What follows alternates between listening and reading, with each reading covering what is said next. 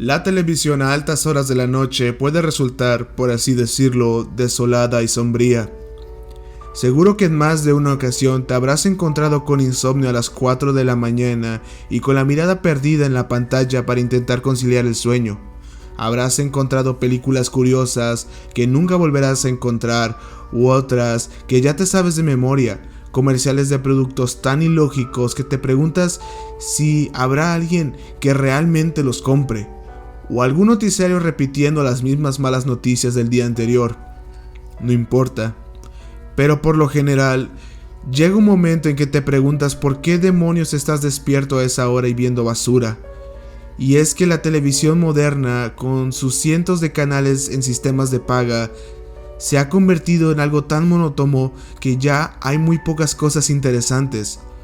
Todo está a merced de los patrocinadores que solo buscan colocar sus productos en comerciales, sin importar lo ridículo o innecesarios que pueden ser. Con todo tan férreamente manipulado, ya no existe esa magia de la televisión nocturna de mediados de los 90. Ese misterio que concluía en películas de terror clásicas y que te quitan el sueño, otras más con contenidos subidos de tono y prohibidos para un chico, y en ocasiones inclusive algo que puede rayar en lo sobrenatural, pero ese no es el caso de esto. Verás, si te tomas el tiempo necesario y cuentas con suerte, para echar una mirada con detenimiento entre la mierda que pulula en los canales durante la madrugada, puede que encuentres algo de interés. Y eso me pasó a mí. En mis experiencias durante años de insomnio clínico, he encontrado cosas que digamos interesantes en canales de acceso público, de corte religioso e incluso señales extranjeras. De lo que les hablaré hoy fue algo que llegó de un canal religioso. A simple vista podría parecer inofensivo, un programa infantil llamado Amigos de la Fe, el cual trataba de interacciones entre niños y títeres que contaban historias de la Biblia y recitaban oraciones. No era malo, y de hecho lo puedo comparar con la Plaza Sésamo, al que le hubiera colocado lecciones cristianas.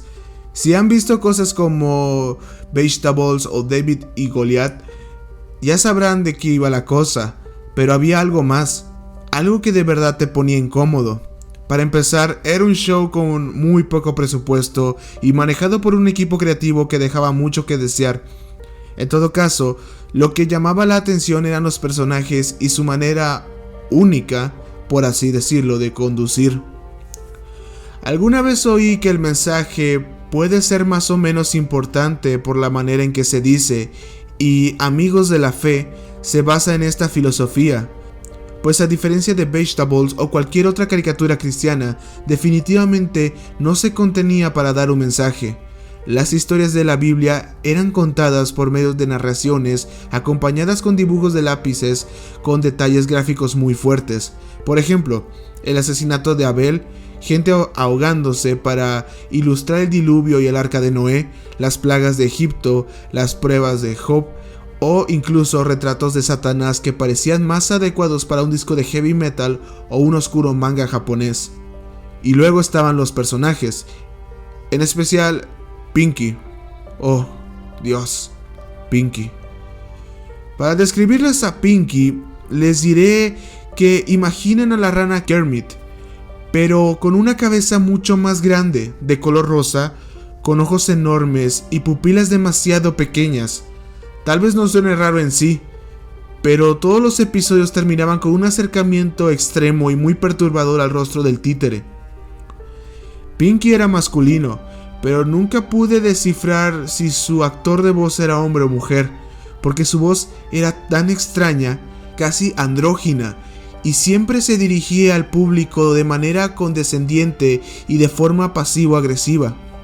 Pinky era la estrella, y todo parecía girar en torno a él.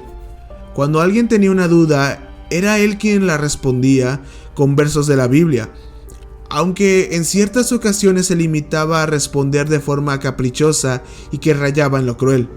Conforme avanzó la serie, las respuestas de Pinky se tomaron defensivas, como si el ser cuestionado le produjera grave ofensa. Si un niño o un títere preguntaba algo de corte personal, Pinky le respondía diciendo cosas como: cuidado, no preguntes eso, o no eres nadie para cuestionar a Dios. Y también solía repetir esa frase una y otra vez, a manera de silenciar a alguien. Los otros dos títeres eran Bertie y Gerta. Existían otros que aparecían de vez en cuando, pero estos dos eran los únicos, aparte de Pinky, que aparecían en todos los episodios. Bertie era un hipopótamo azul y Gerta un pájaro verde y espantoso. Los dos actuaban como idiotas con el propósito de interactuar con Pinky, actuando de forma curiosa y equivocada para que los pequeños que salían del show acudieran con dudas a Pinky y estos corrigieran con un sermón errático y extraño que pronto los hacía cambiar de opinión. Amigos de la Fe se convirtió en un placer culpable para mí. Pese a lo mierda que era Pinky, no podía evitar sentirme entretenido por lo políticamente incorrecto de su personaje y que parecía más bien algo digno de South Park que de un show cristiano para niños. Pinky simplemente decía las cosas como tal y como eran, sin importarle si ofendía a alguien. Esto me sorprendió en el capítulo dedicado a la homosexualidad. Sí, hubo un capítulo sobre los gays. Y como ya lo imaginarán, tratando el tema con la misma sutileza de un martillo golpeando un cristal, Sodoma y Gomorra, imágenes de hombres besándose, Levítico 20:13, estadísticas sacadas del culo sobre el SIDA, ya saben, demonios. Incluso Pinky comenzó de conspiranoico diciendo que las violaciones en las cárceles no eran más que un plan de Satán para convertir a los hombres en homosexuales.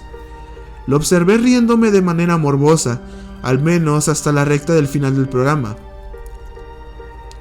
Una niñita le habla a Pinky sobre su hermano mayor, el cual recientemente había declarado su sexualidad al resto de su familia. Pinky estalló en carcajadas y empezó a gritarle a la niña, vociferando que su hermano era un marica pecador que se irá al infierno, lo que sin duda hizo llorar y me hizo pensar en lo jodido de ello. Esa mañana me fui a dormir preguntándome sobre el objetivo en sí del programa. Siempre fue raro, pero los últimos episodios se tomaron tan negros y maliciosos como si los hubiera escrito el tipo detrás de Family Guy. Ofensivos. La noche siguiente era el último episodio, el cual tenía de título Predestinación. Eso no estaba bien. Ya en otras ocasiones había visto programas de niños que hablaban de temas controversiales como la homosexualidad, el pecado y el crimen, pero jamás del concepto de la predestinación. Debo admitir que, en retrospectiva, me encontraba curioso al respecto, pero con una sensación incómoda en mis entrañas. Lo que fuese que viera esa noche, sin duda sería perturbador. El programa comenzó igual, hasta que Bertie apareció en escena y habló con Gerta y los niños sobre algo que había escuchado por ahí. Predestinación. Decía acompañado de un número musical y sus estupideces usuales. Como siempre, llegó el momento de hablar con Pinky. Pinky, sorprendentemente, reaccionó a la pregunta con una actitud placentera y casi amable, diametralmente opuesta a lo que hacía por lo regular, hasta que un niño le pidió que explicara qué significaba predestinación, a lo que la rana respondió lo siguiente: algunas personas están destinadas al cielo y otras al infierno.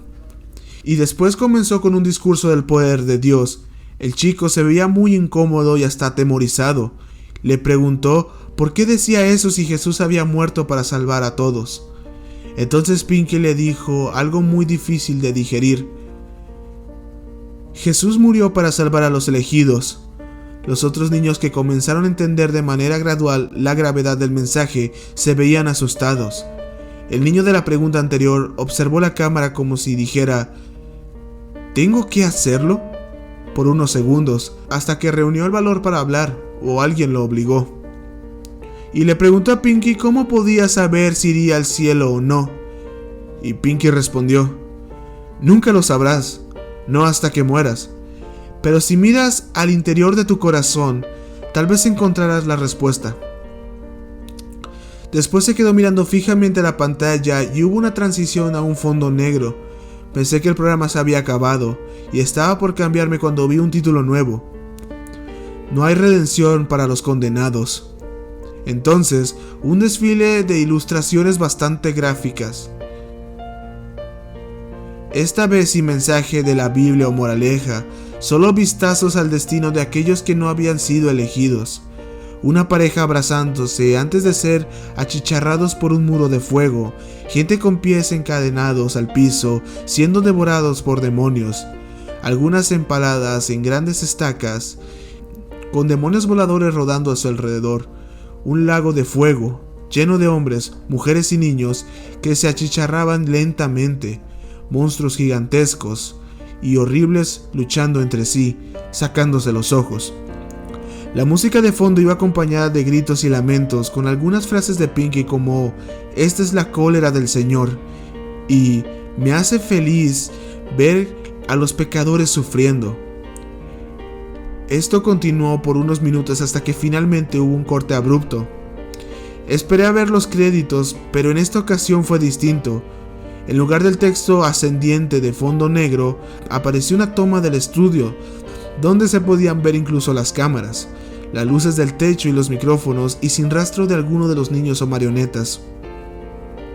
Un hombre con una capucha negra entró en la habitación y procedió a bañar todo con un bidón de gasolina para después incendiarlo.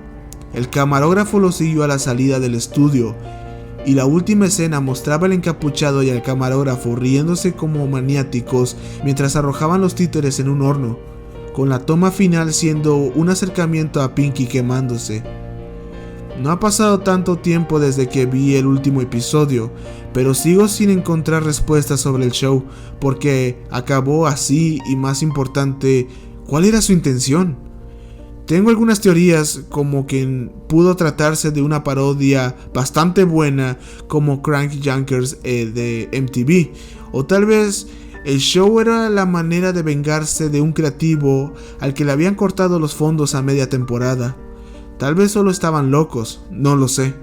Lo único que sé es que hay una posibilidad de que a esas horas de la madrugada, en que no hay más que infomerciales y películas, te puedes encontrar con una repetición de Amigos de la Fe.